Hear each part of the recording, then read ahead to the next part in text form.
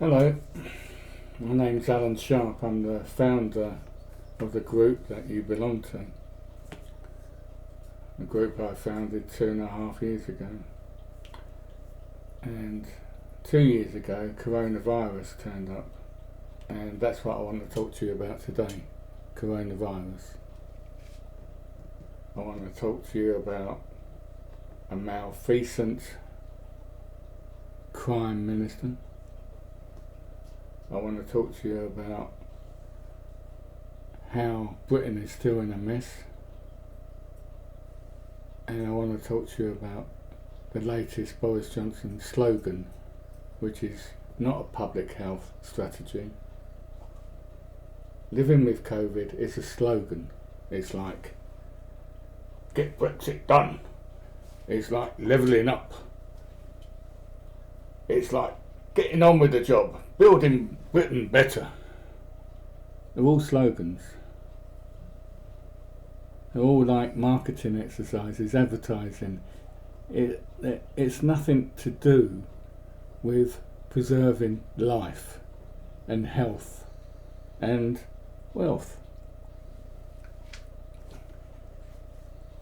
So give me a bit of your time here, and I'd also like you to share what I've got to say, because it is a matter of life or death. Hospitals are filling up, ambulances are filling up, and we're 2 years into a pandemic. No lessons have been learnt. All the mistakes are being repeated, time and time again. And that's what malfeasant crime minister is all about. Malfeasant means misconduct in public office. Misconduct in public office is a criminal offence in common law, triable by jury, punishable by life imprisonment. And you don't have to take it from me. I'm not a lawyer, although I was a law enforcement officer. And although I did take 600 court cases in my time and lost just 2 on points of law, that's not a bad track record. Also, because of all what I did in court cases, I got headhunted by television who wanted an investigative journalist.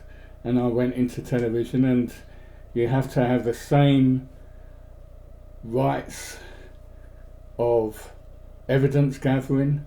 It has to be accurate, it has to be factual, you have to get experts, opinion. You have to prove a case, not only a court case, beyond all reasonable doubt. In television, you have to prove it on the balance of probabilities. Otherwise, you get sued. You can't say on television that Mr. X is a crook unless you can substantiate it. So that's one reason why you can listen to me. The other reason you can listen to me is that Mike Mansfield is a Queen's Counsel, a barrister, and he agrees with me. So much so that he put forward a report entitled Misconduct in Public Office. And that report he sent to the Metropolitan Police, he sent it to Scotland Yard, and what have Scotland Yard done with it? Have a guess. Zilch, nothing. It's collecting dust. Right, so what did his report say and what am I going to say? More or less the same thing, actually. Coronavirus started before coronavirus started, funnily enough. The government does exercises every now and again to see if they could cope with some sort of crisis that came along out of the blue. And there was Exercise Alice and Exercise Cygnus back in 2016. And those findings said if a pandemic came to Britain, they couldn't cope.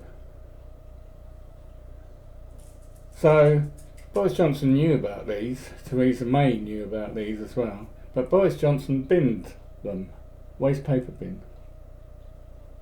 The 2 exercises that told him that Britain could not cope with a pandemic if it came, he binned them. Boom. Fantastic, you might think.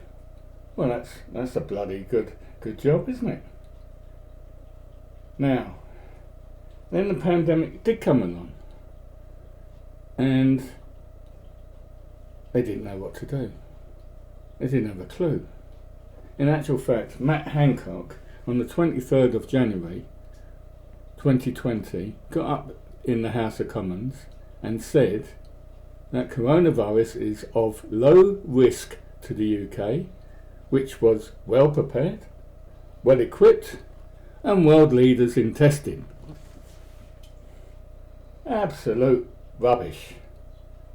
4 lies in one sentence. And he said that in the House of Commons. So it's in Hansard. So Parliament was told porky pies about what was going to become Britain's 4th biggest killer out of nowhere. You know, we had Alzheimer's, we had dementia, we had heart attacks, we had cancer, we had just normal deaths and car accidents and all that. Coronavirus became Britain's 4th biggest killer, 10 times more deadly than flu. Don't listen to bloody conspiracy theorists, the anti-mask brigade, the anti-vaccine brigade. These are facts. These are facts that I'm telling you now, but what you can find out in the Lancet, in the British Medical Journal, with the World Health Organization, which is part of the United Nations. So you don't have to take it from me. I'm just repeating what others have said. I'm repeating what doctors have said, what scientists have said. So, okay, we're in January 23rd, 2020. Then what happens? 2 Chinese students come to York and bring with them in their suitcases coronavirus. Bang. Round about March 2020, 36 people are dead in Britain. And then it's just going to escalate from there. Soon you would be in lockdown, but you were never in lockdown really. You weren't in lockdown like the Europeans did it. In Europe, if you tried to get out of your town, you'd face a police roadblock, and if you tried to get round the roadblock, they'd shoot your tyres out. That's no exaggeration. That's a true story. Didn't happen to me. I still got my tyres, but it happened to other people. That was what lockdown meant. You could go to 3 places. You could go to a chemist, you could go to the supermarket, or you could go to the petrol station, and that's it. Couldn't go anywhere else. So Boris Johnson has never done anything properly in his life. It's always a bodge up. It's always this buffoonery. It's, Dominic Cummings called him a shopping trolley because he's like the shopping trolley you get in Tesco's when you're going all over the place and the trolley's got a mind of its own, got wonky wheels. Boris Johnson got that nickname because he changes his mind 10 times a day. 10 times a day. So you've got this ditherer in charge of decision making, and if you don't make a decision, that's a decision in itself, because you are not deciding what's going to happen. And coronavirus is not going to wait for you. It's not going to go, we can have a cup of tea and we can wait and see what Boris is going to do. No. Joke. Absolute joke. So there's always been this problem with wealth against health, the economy versus... It's the same with the environment. It's the economy versus the environment, economy versus health. But what they don't understand with health is if you're sick, and 20 million people have caught coronavirus in Britain, if you're sick, you're not going to school, you're not going to work, you're not going to... If you're a teacher, you're not going to teach the kids. If you're a nurse, you're not going, or a doctor, you're not going to treat the patients because you're ill. to stop them from being ill. And that's what the World Health Organization said. World Health Organization said, test, test, test, and isolate. When you've got a sick person, you isolate them so that you don't spread the virus. And coronavirus, a respiratory disease, an airborne disease, every time you breathed, coughed, or sneezed, then all these viruses came out of your nose and mouth and went into the air. And then along you come, and you're breathing in, because you have to breathe, and then you suck it all in, and bang, you've got it. Sore throat, and worse to come. I mean, people in ICU were on ventilators in a self-induced coma. They were on their fronts, and they had tubes in them and out of them, and they were in a coma for about a month or so, to hope that they could recover. Coronavirus not only attacked the lungs, not only filled up the lungs with fluid, etc., as the body tried to defend itself, as the antibodies tried to defend against and waged a war against the coronavirus, it also attacks other organs in the body. So we got people started to die, and that was the first variant, the one that came from China. After that, because people mingle and they spread the disease to each other, the different viruses then get into the bodies, and you can have 2 or 3 viruses in the same body, and then they start mutating. And when they mutate, they either get stronger, which is like Darwin's theory of survival, or they get weaker by mistake. But generally they get stronger, because that's nature. So we had all these different variants and all these different names, and it was all going around the world. And guess where Britain was? Britain was lagging behind initially, Spain and Italy, that got hit first, because businessmen were coming back from Wuhan in China to Madrid and to Milan, and that's how Europe got it. But Britain soon became the European leader in death, all because of Boris Johnson and Matt Hancock.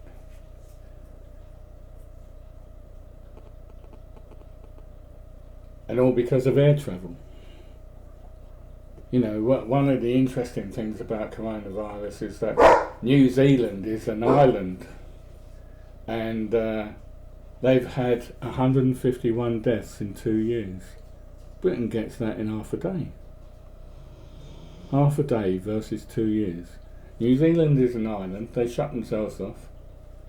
They said, you're not coming in, and nobody's going out. Britain could have done that. But Heathrow was always open because of the economy. You know, it came to let's go past the lockdowns, let's go past the Christmas period. The Christmas was on and the Christmas was off. Let's go to April last year, when the Delta variant comes along from India, 4,000 miles away, and yet it goes into Bolton in Lancashire. Amazing, absolutely amazing. It flew all that way, 4,000 miles, via Air India. So what had Boris done to protect Britain's population in that particular instance? More or less what he'd done before. Virtually nothing, or everything's half-baked. It took him 4 weeks to figure out that there's an Indian variant that's worse than what Britain had already. 4 weeks. By which time it's there. Something like 20,000 people had flown in. So he shuts the door and he says, all right, nobody else is coming in. It's bloody well in. It's in already. And this is the whole thing with coronavirus. It's everything is too little, too late. In the end, in July last year, July the 19th, he announces Freedom Day because he's a libertarian. Now, libertarian sounds really good, doesn't it? Another slogan.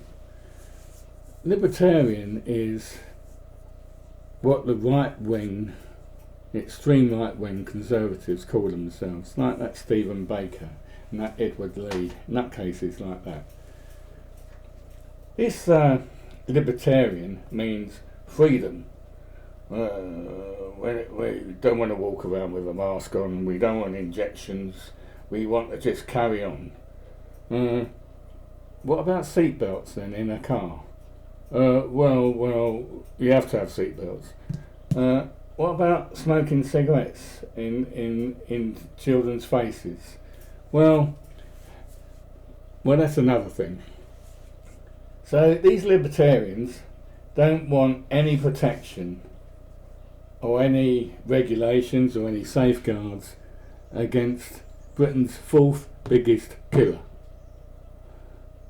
Not only that, it has a knock-on effect because you can't go and see the doctor, you can't get your cancer treatment sorted out, you have a heart attack and you have to go to hospital by car. No good phoning up 999. All because of libertarians. Libertarians want your freedom. They don't care if you die. So, we are now in Freedom Day. Freedom or freedom. Because after Freedom Day, 20,000 people died of coronavirus in between July and December. 20,000 people. You know, in the past, 30,000 people had died in care homes because Matt Hancock and Boris Johnson emptied the hospitals of old people, put them in care homes, so that they would die. Because the virus was running rampant. A third of people in care homes died.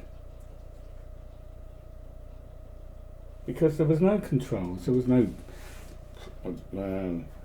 protective equipment, there was no PPE, there was nothing. Matt Hancock said they had it all, but they didn't. And when they did try and get it, they spent a fortune on it, and none of it was any good.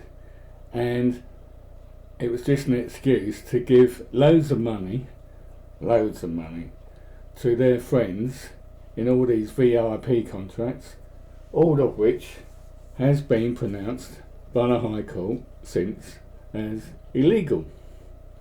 All those contracts were illegal. It was also illegal to appoint Baroness Harding as the test and trace guru.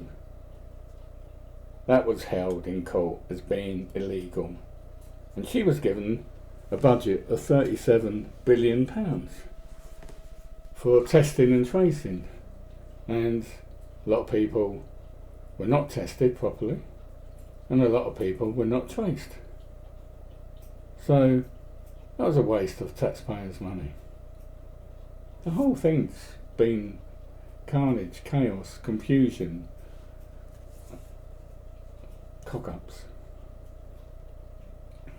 Now, since July, we had that bad period of Christmas, and the masks had to go on again for a couple of weeks. But then the mask came off again, and you didn't have to wear a mask anymore. In fact, you didn't have to do anything. You didn't have to be vaccinated, you didn't have to have a mask, you could go anywhere, you could go on any plane, and you just got to live with it. Like the slogan said, live with it. Well, people are not living with it. People are dying from it. You know, and the other thing is the government don't even want you to know about it now. Most of the newspapers won't tell you the daily death toll. I do. Every day on this group. Every day on this group for 2 years, I have sourced the death toll on a daily basis.